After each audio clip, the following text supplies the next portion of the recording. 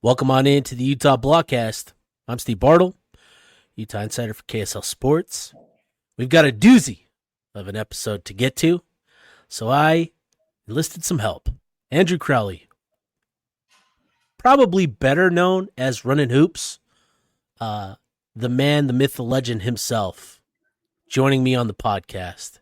This is your second go around this season. That's a big time.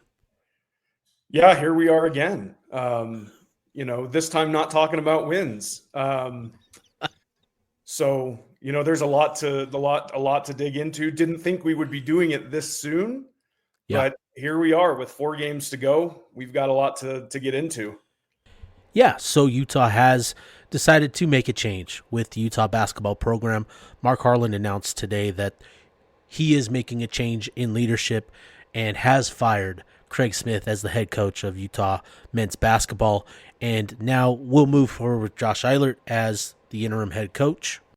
Harlan also released a statement that goes as follows. I want to thank Craig for his work and commitment since he arrived in Salt Lake City. He has led us to special moments and memorable victories, and Craig has poured his heart into building our current team.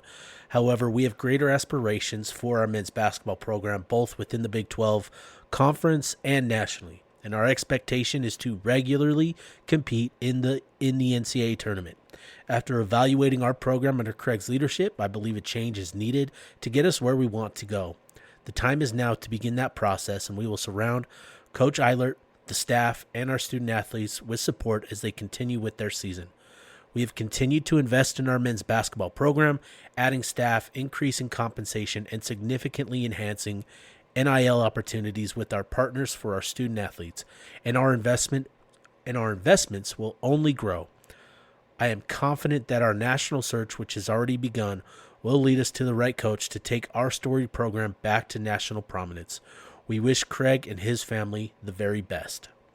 So that is what Mark Harlan had to share on today's decision, and I find it interesting, his comments about the increased expectations and the desire to get Utah back to national prominence as a basketball program.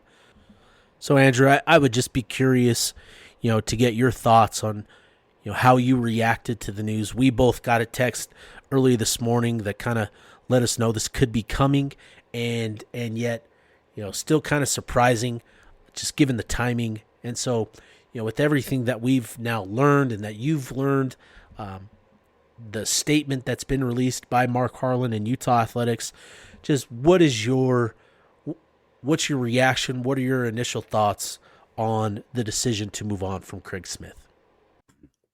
Yeah, I think, coming off of the game on Sunday, the loss to UCF, it just felt like it felt like that was something that Craig wasn't going to be able to come back from. And I know it wasn't just one thing, right? But in the moment, watching the game, 15-4 run to start the game, you end up losing. You don't even get a shot off at the end because the ball goes careening off of Gabe's hands, right? Like, just all of the things that have encapsulated the frustration that fans and boosters and admin have had with Craig Smith's teams in the 4 years that he's been at Utah.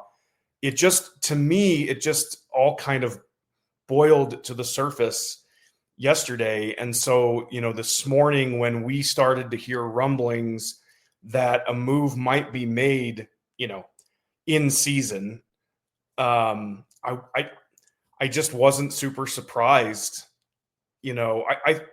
I don't love the timing. I'll be honest. I don't love the timing.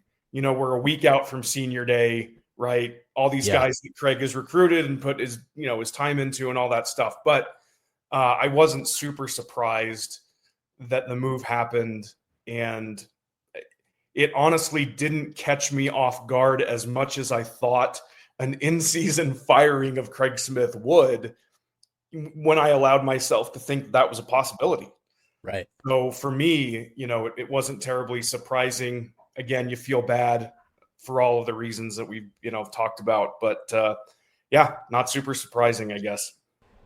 Yeah, I'm with you on the fact that the timing of this stinks for Craig Smith and the players. I think it sucks that Craig won't be the guy to say thank you to Gabe Matson, Lawson Lovering, and Hunter Erickson at senior day next week. Whatever you think of them as players, it doesn't matter.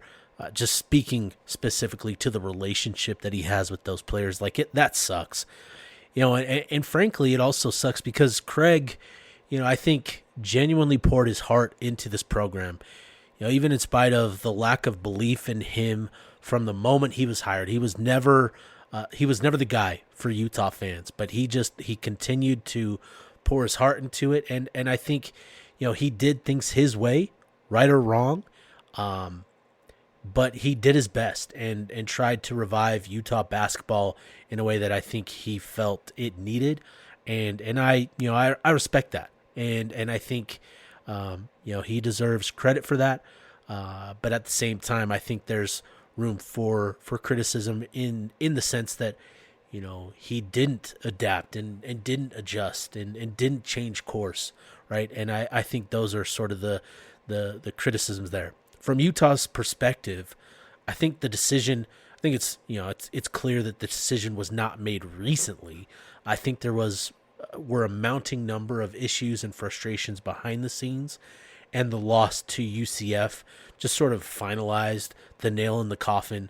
And this ultimately, I think this was a make or break year for Craig, where I think the only thing that would have saved him at Utah is by playing at a level that kept Utah in the NCAA tournament conversation during the regular season and ultimately securing a bid. I don't think, even winning the Big 12 tournament and getting securing the bid in that form, I don't think that would have saved Craig's jobs given how the team played this season. I just think with the context of the previous 3 seasons and sort of the mounting issues that it had to be an undeniably good season for Utah, and Utah didn't have that this year. So, it sucks all around.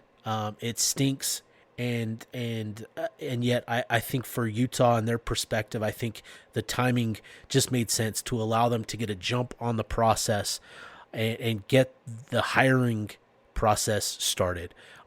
Because you're going to have these conversations with players and moving forward and trying to figure out who's going to stick around, and to get that process going now before the season's end, I think just makes a lot of sense. But again, respect to Craig for doing all that he could, what he thought was best, he thought the program needed. And ultimately, here we are with the decision to make a change, and that's where we're at. Well, yeah, for sure. I mean, he was never the guy that Right. people wanted. He just wasn't. And so he started his Utah tenure at a severe disadvantage. Yep. And I'll just say this because I know, like, the players that left the program when he got here were never coming back to play for him. They didn't return calls, right? Yeah. And I know that from people I've talked to. You probably do as well. And so he came in at a severe disadvantage, and he stayed positive throughout, Right. the whole way, and even in the last off season, which you and I, spent some time podcasting about, and he has reminded you in the media every chance he gets, but 7 new assistants, 10 new players, people were, jumping ship, and he never got down about that, at least publicly. He was just always, hey, we got another flamethrower in Mason Madsen, and KD. He's improved his vertical by 5 inches. And I mean, it was just always, he stayed positive. And it's unfortunate that the results didn't match his energy and his care, right? Like it's it's just unfortunate that, they continued to have the same problems over and over and over again because they probably shouldn't have, right? Like, Yeah. based on his track record, based on what he had been able to do at other schools. And I think, to that end, like Craig, if things were the exact same as they were 4 years ago within the college basketball landscape, I think Craig would still be the coach at Utah and he would be having success. But this is not a job now strictly for somebody that just can come in and build a program. Yeah. It's not, that's not how it works anymore. We're year to year, and there's some stability that you can have, but for the most part, you're going to be heavily reliant on transfer portal. You're going to be heavily reliant on NIL, and that's not the situation that Craig Smith walked into. And he's walking out of a situation that's still not super advantageous from that perspective. Yeah. If you read the criticisms, of national media members that shared their thoughts of the program following the decision, a lot of it centers around the lack of NIL and support for the program. I think those concerns are very valid, but it's important to understand that Craig plays a role in the limited support too. It's not his responsibility per se, but he does play a role in it by maintaining, good relationships with the people that are there supporting the program. And, from what I've gathered, those relationships deteriorated over time and got to the point where important figures in this realm were just being ignored. And again, it's not job priority number one or number two, but it's becoming an increasingly important dynamic for the head coach to maintain those good relationships. But to your point, Utah is getting criticized for not providing a super advantageous situation, and that has to change with the new head coach. I think it will change with the right hire, but regardless of who it is, Utah has to invest a lot more into the program than it has in recent years to provide those those advantages again. And so, ultimately, beyond the relationships deteriorating, which I think ultimately was the big thing here, because as we've learned, this was a pretty booster driven decision. I think the inconsistencies of the team on the floor, the lack of traditional recruiting success throughout the years, all sort of culminated in the decision to move on today. Yeah, and the thing is it's I mean, it's a little bit funny, right? Because it was different things every year, but it sort of felt like the same The stuff same thing. every year, right? Like, his second year, I don't really even consider his first year, like, I don't hold that against him because he walked into such a bad situation. But his second year, you get the Gabe Madsen and Raleigh Wooster injuries, and they lose 6 in a row to end the season. They don't have the depth, right? And then and then the next year, it's like they have more depth, and they still get they get hit with a little bit of an injury bug, but they can't play on the road, right? They can't play well on the road. They've got an NBA player in Brandon Carlson, like, and somehow it just doesn't all come together. And then same thing, this year, right? You're up at 11 on Mississippi State. You can't close them out. St. Mary's, it's a no-show at home, right? And then Iowa, same thing. And so I say all that to just say, like, there just was no room. There's no margin for error. Yeah. And I actually think that if he had been able to give this team just a little bit more margin for error in the non-conference schedule and other things like that, at 9-11 in Big 12 play, I think it would have been enough to get into the NCAA tournament with 1 or 2 non-conference wins, but they just couldn't put it together for various reasons for the last 4 years. Yeah, so I think this is a decision It's something that I think has been thought over for quite some time. This is not a result of the UCF loss or the two road losses the previous week.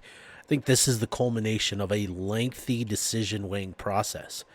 I've heard the decision to pass on Andre Miller played a role in this ultimate decision, which, I mean, that goes back to last year. So, I don't know how much of a driving force the Andre Miller thing was in it, but I think it's safe to say it probably would have been a bullet point on the PowerPoint presentation.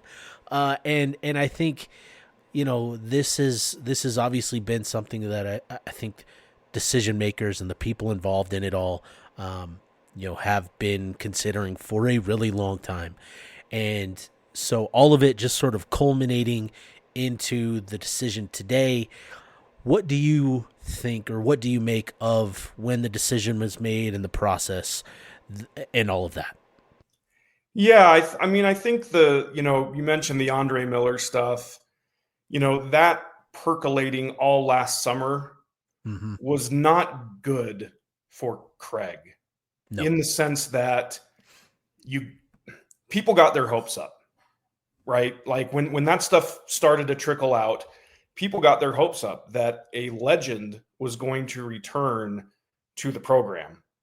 And, and I don't know how much money would have, been infused with that return. I think, I think it's silly to say that there would have been a lot, but, but then for it to have not, for him to have sort of passed on Andre, which, I think that's an important distinction. I know I'm like on an island here, Yeah. but the word was blocked, and I think passed is more appropriate.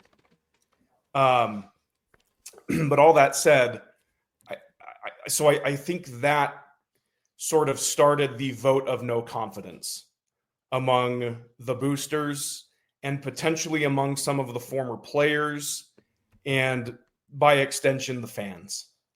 And then, and I think this is just part of Craig's, personality, right? But then the constant reminders of what he was up against, my guess is that just rubbed people the wrong way, including Mark Harlan. Yeah, and so ultimately, I think he had a ridiculously short leash. He had to win the games that he didn't win. He had to beat Mississippi State. He had to beat St. Mary's. He had to beat Iowa. He had to beat BYU, which he did, right? Yep. The best those guys can hope for is a 500 record against Utah this year. But, and he had to beat the teams beneath him in the standings, even on the road, even when, objectively speaking, you could argue that UCF had the three best players on the court in that, right? Yeah. And so he, sorry, go ahead. Even before that, I think the road loss at Oklahoma State was one game in particular where I heard that there was a significant amount of frustration expressed between certain parties, and it doesn't take a rocket science to figure out who I might be referring to. I won't name them, but you can kind of guess who those parties were. But there was frustration. I was told there was frustration expressed after that loss. And so again, just to your point that there were games like that, Utah missing out on opportunities that they shouldn't have, or whatever. But just the missed opportunities led to growing frustrations. Yeah, I mean, he was, I did the math today. He was 15 and 43 in neutral or road games in the Power Five or in league play or whatever. And the truth is that a lot of fans only tune in for some of those games.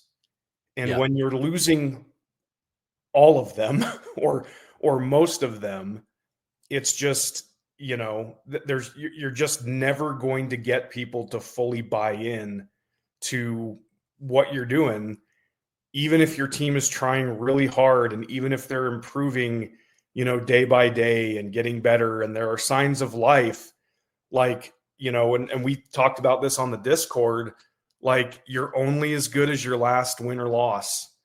And, the victory over Kansas seems like a month ago now. Really does. and same with K-State. They gutted out a win over K-State.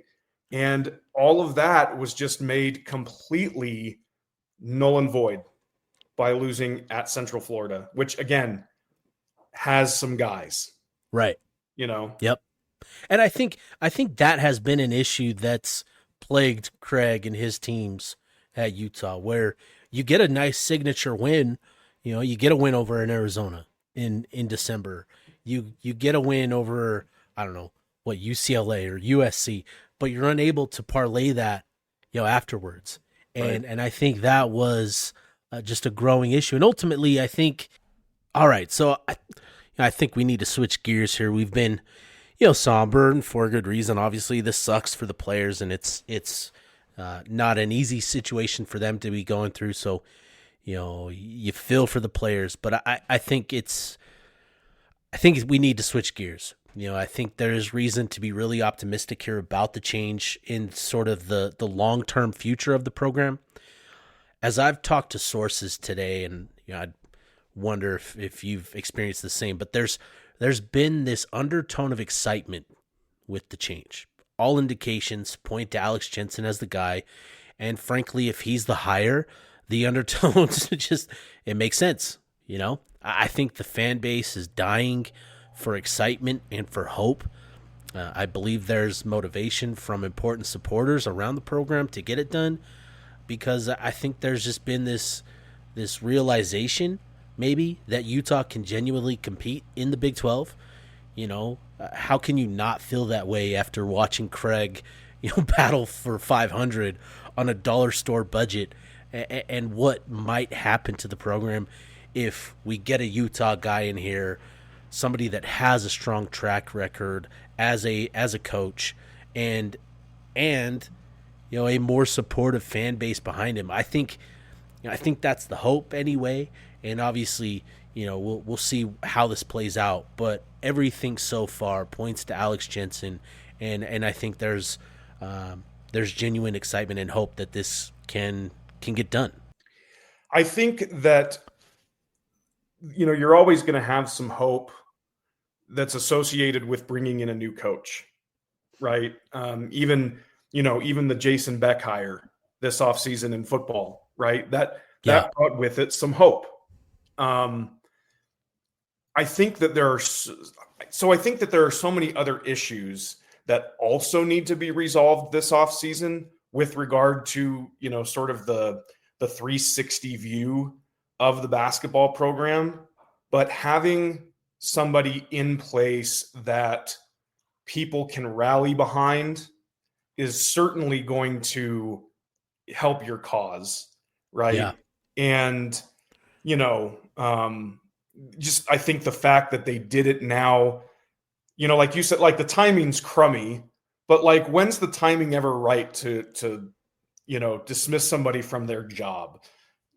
So, I get what the national guys are saying and all of that, but if you've got a guy in mind and it's Alex Jensen, and there's no better time to shoot your shot with him, given the mess in Dallas. Yeah. Right? Like, yeah. Utah fans, if this ends up being what it is, they may need to send a fruit basket to what's his name? Nico Luka. Harris or no. Oh yeah. Nico Harrison. Yeah. That too. You could do that too. I was thinking Luka, he's probably dying of hunger out there in LA. For sure. Yeah, he would. But so I think, and frankly, when they hired Craig the first time, right? They took a while, like it. Yeah. He came in and I've had conversations with people who were on that staff or involved in that change, and they kind of came in behind the eight ball, Like, guys were already leaving. They didn't even have a chance to meet with those players, like all of that stuff.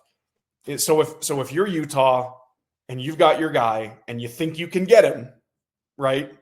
Then the timing is fine. Yeah. And maybe you're able to salvage some of the more promising pieces of the roster. You're able to get a bump in ticket sales for next year, right? And maybe even get a bump in your NIL and what you're able to offer some guys out of the transfer portal. So, I certainly understand the hope that everybody's feeling right now. And I think it's probably justified. Yeah. I think to your point about the program and taking more of a 360-degree view of the program, there are a lot of needs with Utah basketball. There needs to be a greater investment, in terms of money for NIL, but I think even more than that, the Huntsman Center, it holds a lot of sentimental value. It's a great venue, but it's an older arena, and at some point we're going to have to start asking the questions of how much longer is it going to serve as a viable arena for Utah athletics, and so you're going to need a lot of money for that. You need more money for staff hirings and great support staff beyond assistant coaches. All of these things require a lot of money. But more importantly than just the money itself is Utah needs people to care about the program again. And I'm not talking about the fan base. I'm talking about the people that oversee the program. There needs to be a lot put into the program from a care point of view, because the potential is there for this program to be great again.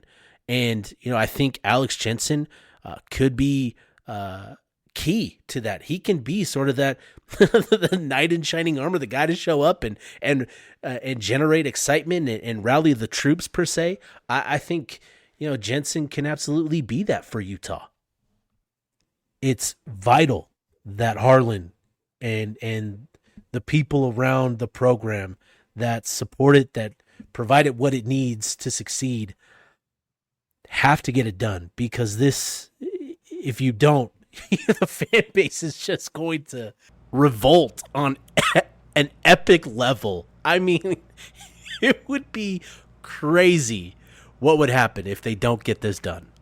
And look, I'm being a little dramatic there, but I think, it's so important for Utah to get it done with Alex Jensen, just because there is genuinely just a ton of potential with Utah basketball.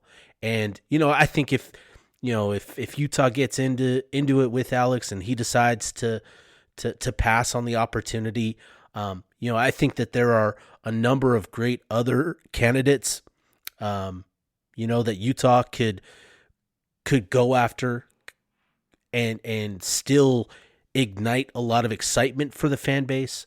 I think there's a number of options, but I just think that, to really maximize this moment and this opportunity, that it has to be Alex Jensen. That's my thinking. I think, you can get a lot done with somebody like a Richard Pitino from New Mexico. You can get a lot done with a Bryce Drew from Grand Canyon University, but they don't have the same ceiling that Alex Jensen possesses as the head coach of Utah basketball, as the potential head coach of Utah basketball. It's just different levels here. And so, I think it's fascinating what's gonna unfold here. But again, I just think this is a really big moment after you fire Craig Smith with four games to go. You've got to get this right, and so that's where I'm at with this. Well, one of the things I've said all day in conversations with you and others is that by firing Craig Smith, Mark Harlan has lost his shield. Yes, he has. Right? Like, he always sort of had Craig Smith that he could put out in front of himself and be like, well, it's kind of this guy's fault that we're not better. It's not my fault. The resources are there. The roster is there. The investment is there. You even said that in the press release, right? Yep. But he's How lost surprised his were you by that sentence? What's that? What did you think of that sentence? Oh, I very nearly tweeted out the GIF of Jeff Goldblum in the first Jurassic Park movie, looking at the big pile of Triceratops dung. Yeah, but I'm trying to be nice. I'm trying to be the bigger man here. But it was just one of those like it was a don't pee on my leg and tell me it's raining sort of thing.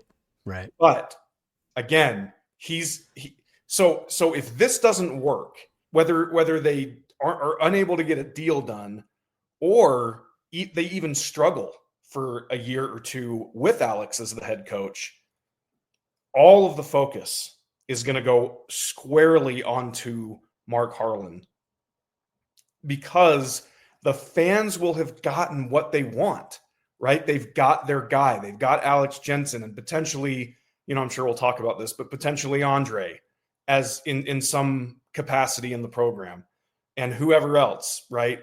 And so if something, goes awry or it doesn't work or whatever, I mean, Mark Harlan's got the target on his back, and he's got nobody he can't hide behind anybody anymore. Yeah. It's interesting talking about Harlan and the Utah basketball program.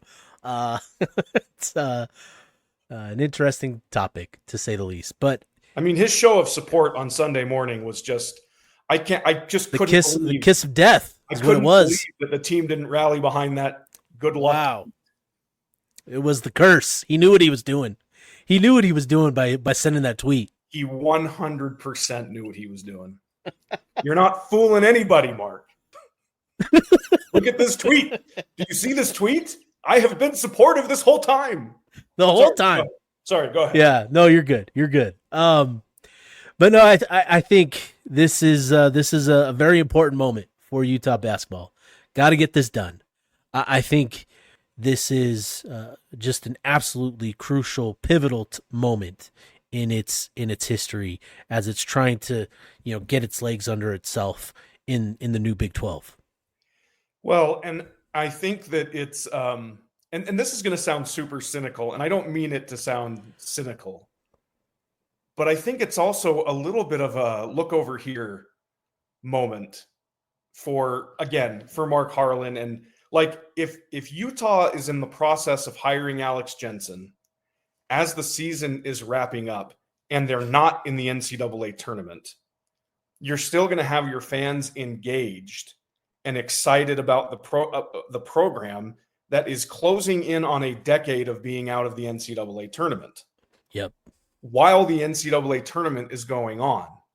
And so, from that perspective, so rather than kicking this can down the road until the end of the Big 12 tournament, say, you've accelerated everything to the point that there's not going to be another 4 weeks, 3 weeks, whatever, of discontent among the fans, tweeting at Mark Harlan, going after the players, going after, just all of that stuff. And so I do think it's a little bit of a sleight of hand, but it's also an appropriate sleight of hand given the circumstances that we find ourselves in.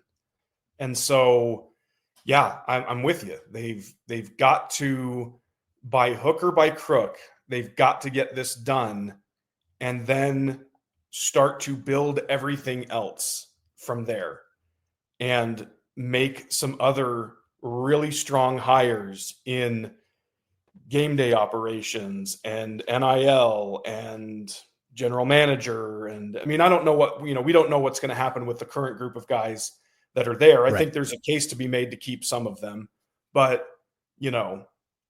but this is their launching off point, and it's not going to be 4 weeks of negativity, while their rival schools to the north and south play in the NCAA tournament. It's going to be, well, that's great for them, but we've got Alex Jensen, and hope springs eternal. when that sort of situation is, in play. Yeah. And so obviously a lot to get through in order for Alex Jensen to be named the coach. Maybe it comes together quickly, maybe it doesn't. I don't know. But there are things in the works that I think could lead to this happening fairly quickly. I know that there's been communication between Utah and Jensen. I know that they're probably going to have greater amounts of communication over the next 24, 48 hours. And so we'll see. And, you brought up the staff, and I'd be curious. You mentioned we don't know if there's going to be any holdovers, but if you could pick a couple staff members to keep around, where are you starting there? I would take, I think Josh Eilert has been really important for the development of the big men. Yeah. I know that Lawson Lovering is everyone's favorite whipping boy on the team this year, but I think that he's developed actually quite a bit under Eilert, and Eilert knows the Big 12, right? Yeah. And I actually think that's been a benefit to this team, getting the 7 wins that they have already. So I like him. I think it's going to be hard to keep him, partially because he's got that interim tag. Tucker DeVries came in or Darren DeVries came in and showed him the door because it's hard to have a connection to the old staff. Sure. I think Lo Leith's recruiting connections are important. And I think Dave Evans' recruiting connections are important. Now, I've named like the entire staff, and I know they're not all coming back, but Yeah. but I do think that Alex, would be wise, and Mark Harlan would be wise to really sit down with these guys and get a feel for who they are, what they bring to the table, all of that stuff. And Josh Eilert's going to give us, he's going to get a 4 to 5 game audition, maybe even, 8 Yeah. when they win the Big 12 tournament, Yeah. Yeah. So he's oh my gosh, could you imagine? Well, let's not pretend like that there wasn't some concern that Craig would somehow find a way to win in Tucson or win in Provo. Yeah. And complicate things. I absolutely think that was a factor here as to why we saw the decision and the move made now. You saw how the criticism that Utah received for making the move now after the Kansas and Kansas State wins. Could you imagine if they added Arizona or BYU in Provo to that resume and how much louder the criticism would be? It would be unreal. Oh yeah. Yeah. But back to the point, sorry. No. I think I derailed us on that one, but back to the point. I just, you've got to have somebody that understands the local and international recruiting landscape, and that's Dave Evans. Yes, so I think there's certainly a strong argument for him, and then Lo Leith has got some pretty serious connections, and I think if you paired him with an Andre Miller, right? I think that you put those two guys going into the Oakland Soldiers games or, whatever. I think that's a pretty strong duo to be recruiting Southern California and, recruiting other places. So, yeah, it's not to say that the other guys are bums. I just, if we're putting them on a hierarchy, that's kind of what I would say. Yeah, I think Josh Eilert makes a lot of sense as a holdover for whoever is going to be, the new head coach, but especially if it's going to be Alex Jensen. I think given his background in the Big 12, having somebody with that amount of experience in the league, I think is vital. And so, I think Josh Eilert makes a lot of sense.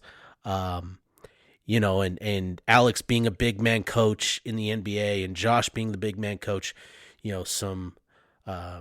I think Eilert can take that off of his plate so Alex can focus on more of just the head coaching duties. So that makes sense.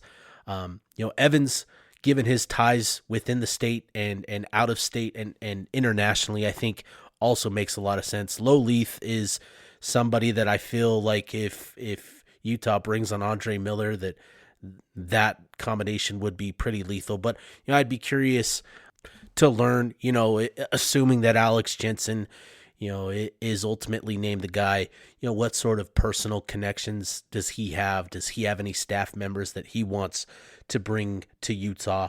That would obviously be something to consider as well. But I do think it would be worth it. Again, assuming that Jensen is the guy to hang on to, this coaching staff. I think there's potential here and all that. But again, we got to get the guy first. And I think everybody understands that. I don't know how many staff members are down there in Provo, and you probably don't need that many, but but you can hang on to these guys, bring in one of your own, or bring in Dre and somebody else. I think it'll be interesting to see how this all plays out with the staff and how because there is value that these guys bring to the table, and I think with somebody like Alex coming into a situation that he's not, this isn't his realm. This is a new realm that he'll be entering, that he might be entering. I keep talking like it's a done deal. It's not a done deal. Well, it could be though. I know. let me just interrupt you here on the number of staff members in Provo and hit you with a joke here. There certainly weren't enough staff members down there to prevent a post-game scuffle in Tucson on Saturday night. So, they were just watching. They were grabbing the popcorn and just watched. They had a front row seat to watch a guy that went 0 for 2 in 5 minutes of play get in Caleb Love's face after giving up 27 to him. Anyway, again, unreal. Yeah, unreal. But yeah, I think it's going to be just a fascinating week for Utah basketball, with everything going on, with the coaching search getting underway, with games still to be played, and Eilert taking over as interim.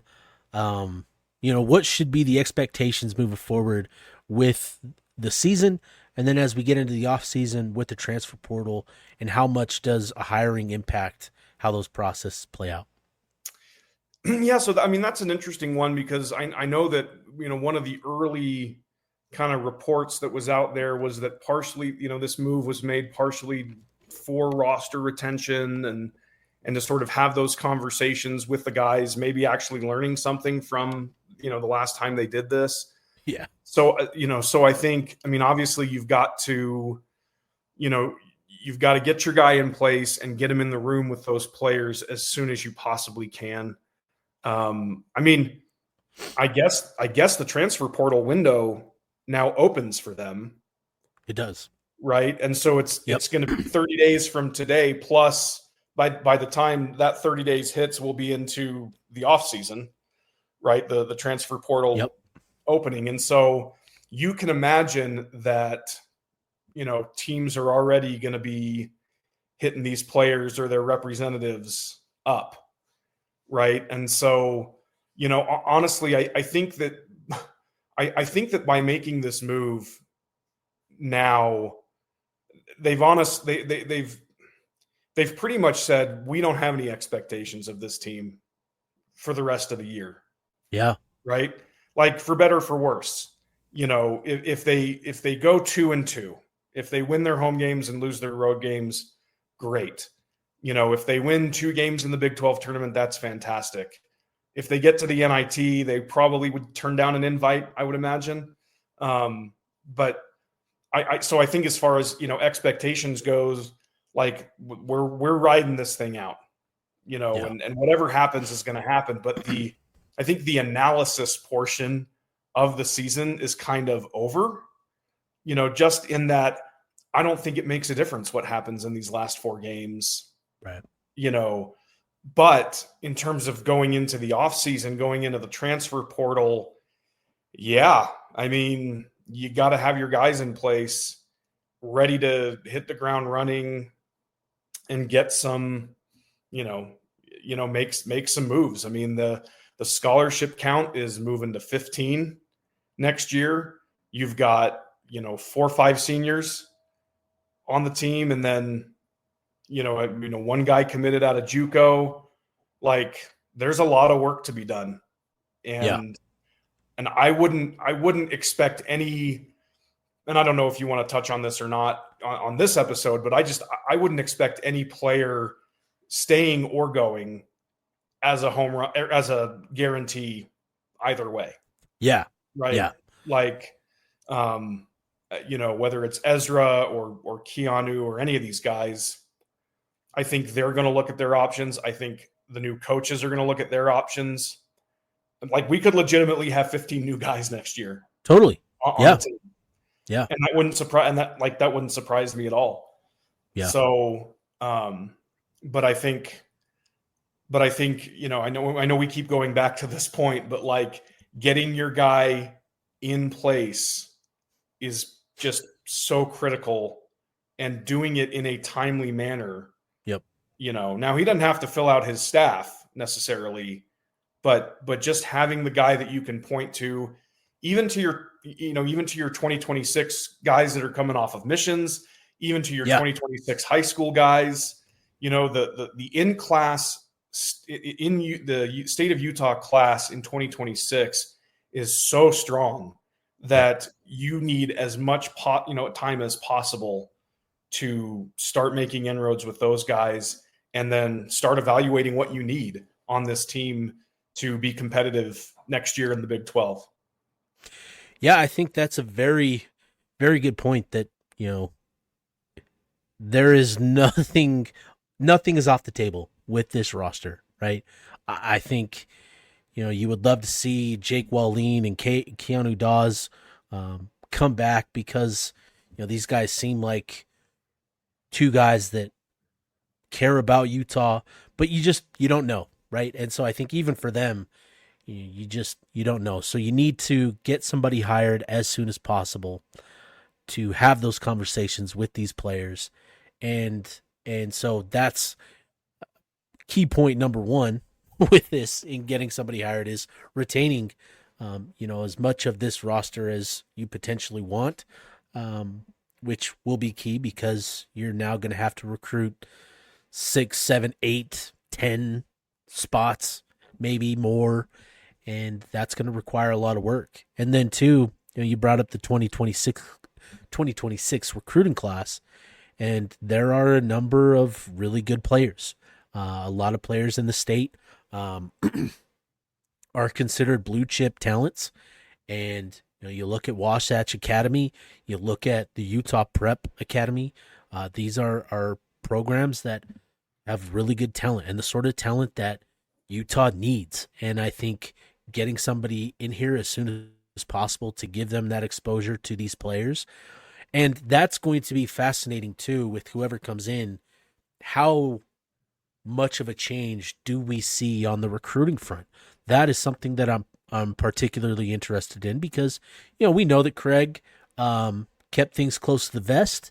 We know that as things evolved over time, that the transfer portal became a bigger priority, and he still brought in a couple of key high school kids, still landed a couple of high school commits in recent years, but I think he left some to be desired in the eyes of many on that front. And this cycle itself, Utah is sitting on one commit out of the JUCO ranks with the Jackson kid out of Slick, and so they're just, with that alone, there's going to be a ton of work to do. And so how does getting somebody in here and just getting that recruiting going, what does that look like in contrast to what Smith did?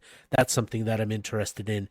But as you mentioned, it all starts in state, and I think that is something that Utah needs to be better at, in planting their flag in the state, and making the Utah talent a bigger priority. I think that is a must, and I think with greater investment in the program, in however many different ways that comes, and how many different forms that comes, whether it be through greater fan support on game day, showing up to the games and packing the Huntsman Center, whether it comes from NIL opportunities, whatever it means. I think having more of it will do a lot to help Utah in those specific recruitments with these blue chip talents and guys at these academies. And I think that is something that has to be a priority for Utah moving forward. Yeah, and it's tough, right? Because the academy guys are not necessarily like, Utah born and they're not bred. right. They're not Yeah. Utah guys, but There are guys from within the state that end up at these pros. So it's not to say right. that none of them are, but it's mostly from Right. outside of Utah. Right. But but to your point, I mean, you got to find a way in there. Yep. And then you've got to convince guys who, let's be honest here, they were not alive when Utah was in its heyday, right? Yes. I mean, when I had Keanu Dawes on the podcast back last offseason, he was like, yeah, I grew up cheering for Kyle Kuzma and Jakob Pertl and all these guys. And I was like, wow. So I'm like, so like the Final Four team, that's not even like a thought to you.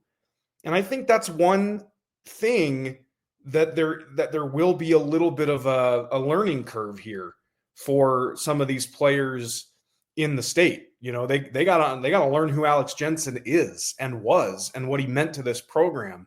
Andre Miller less so because he played in the NBA, but yeah, I think it's going to be tough with some of those guys, but they've just got to figure out a way to, like you said, kind of plant your flag, what the football team has done with the hometown hero kind of thing, and try to find the next, Brandon Carlson that's going to turn down, more lucrative offers to go somewhere else because he wants to play at the University of Utah.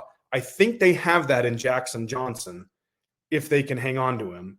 I think they maybe have that too with David Katoa if they can hang on to him. But now who's that next wave? Is it, Dean Ruckert? Is it Junior County? Is it Isaiah Drisdom, right? Like we don't know yet, but that would be a great place for the new staff, the new coach and the new staff to start for sure. Yeah. And I think that is going to be a priority because, what you talked about earlier is that, with this decision, it sends a pretty, pretty tough message to the guys on the team right now.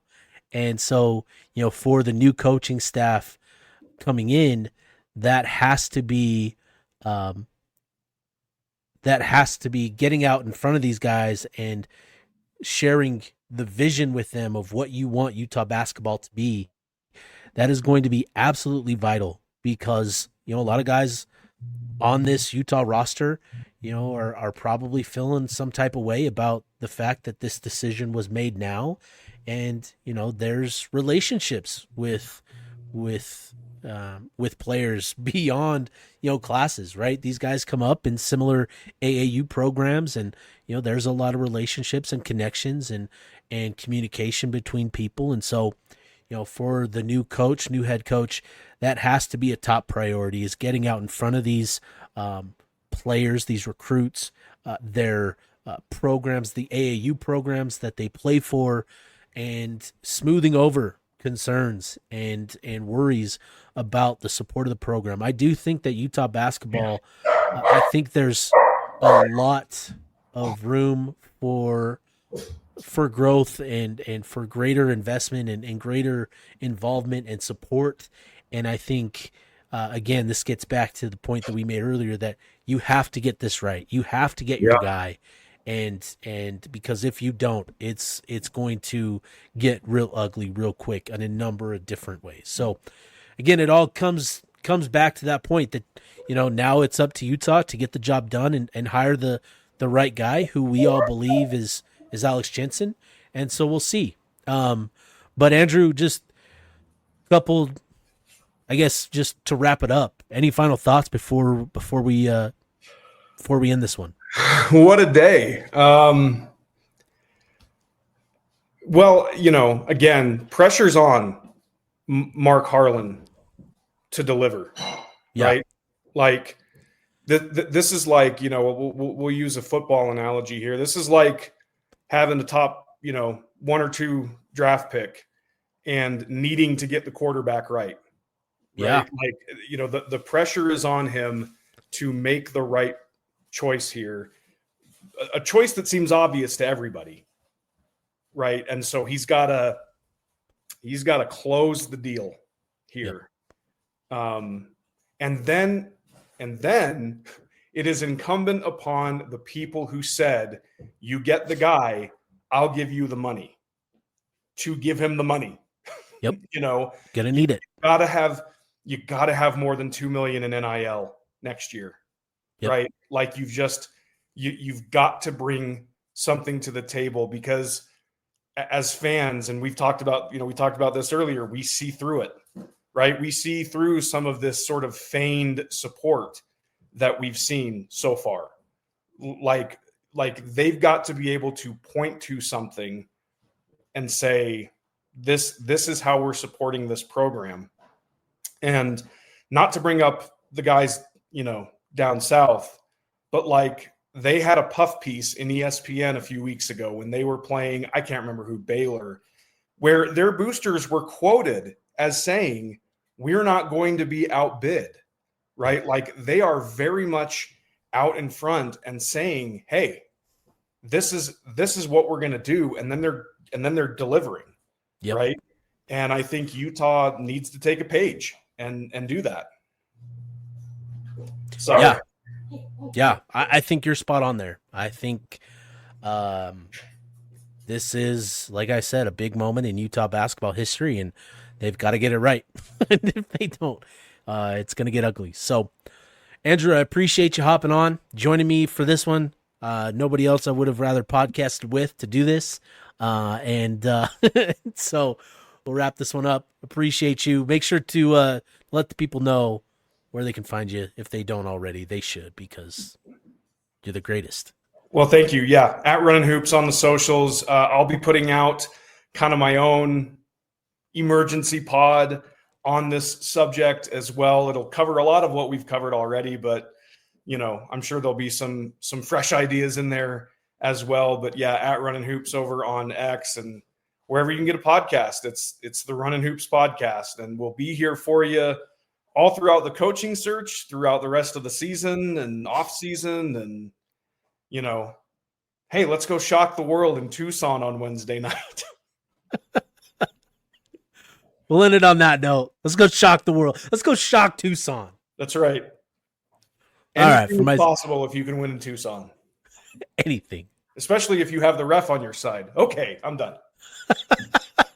All right. For myself, for Andrew, this has been the Utah Blockcast. Signing off.